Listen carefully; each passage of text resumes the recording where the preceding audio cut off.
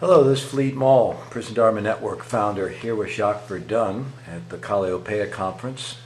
Jacques is the founding director of the Insight Prison Project and one of our wonderful Prison Dharma Network member organizations, and really happy to have the opportunity to talk with you a little bit about your project today, Jacques. Good to see you. Yeah, so if you could tell us just a little bit about Insight Prison Project. Sure. Well, Insight started first as an individual effort and then grew over time. It works primarily in San Quentin State Prison, where it offers about 16 classes every week to around 300 men.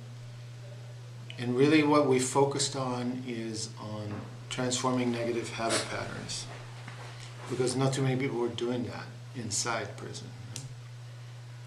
And so we figured there's other folks offering jobs, housing, but you know how to keep your house and your job if you keep tripping up. So we have really developed a methodology over time based on 4 core programs. The 4 legs of that chair are basically an emotional literacy program,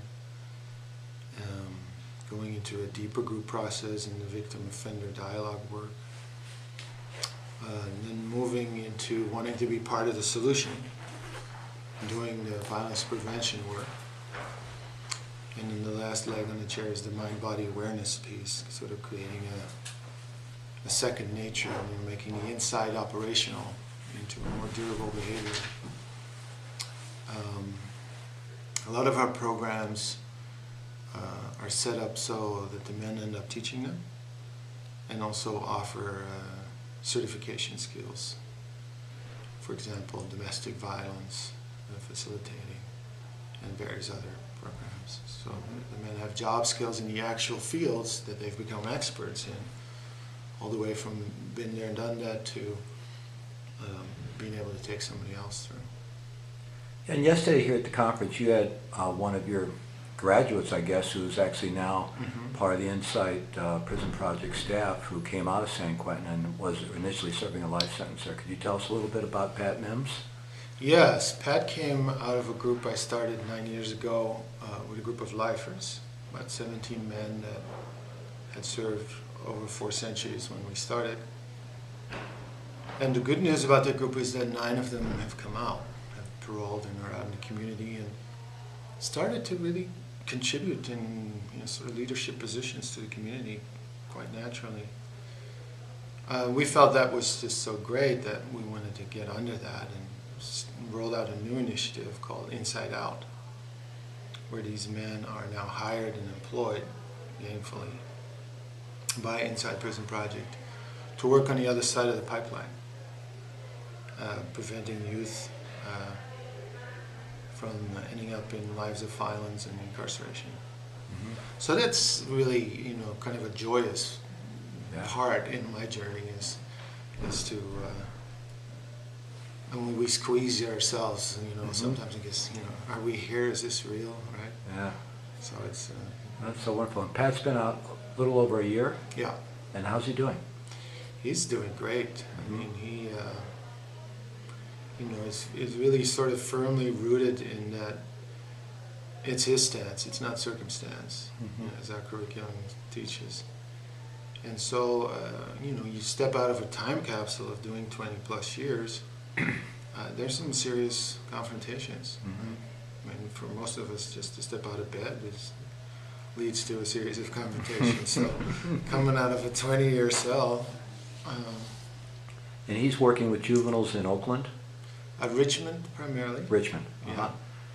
And I would imagine that he has a certain cred with them, that they listen. Yes. There's a lot of curiosity. You get checked out pretty thoroughly by that crowd. So they don't know quite how to place him at first, but very quickly becomes an example, a refuge, actually, where youth is inspired to find another route. Yeah. And he came out with a lot of training, a lot of education from his time inside, right? Yes, yes. Of course, with the life sentence men, we have some more time. And so he is also working for another organization called Bay Area Women Against Rape as the main person for sexually exploited minors. Mm-hmm. But he has a CADAC, a California Drug and Alcohol Counseling certificate. We even have a group inside that we've trained, the first group that I know of inmates that are certified rape trauma counselors. And so, he has a series of these certificates that work on the inside and the outside. Mm-hmm. That's great. So what about the future of Inside Prison Project? Where's it headed? We're growing, which is a great thing to say in this economy. 40% of our employees are now former incarcerated men. Mm-hmm. And we increasingly are becoming more of a training institute, mm-hmm. where our earned opinion for being inside for over a dozen years has led to some curriculum that we're training people in. Our restorative justice program is doing a lot of training right now. And we've also done some consulting for the State Department, of all places, in Central America on rehabilitation and gang issues for Guatemala and El Salvador. Wow, that's fabulous. Yeah, it's... So what's your website? It's insideprisonproject.org. Mm-hmm. And it's informative. The format needs a little work, but you know what it means to be a nonprofit. You don't always get to that. Yeah. Well, at least people can find you there. Yes, yeah. I would just really encourage people to go check out Inside Prison Project further. It's a great organization. We're really happy to be involved with you. Yeah, thank you. Thank you very much. You're welcome.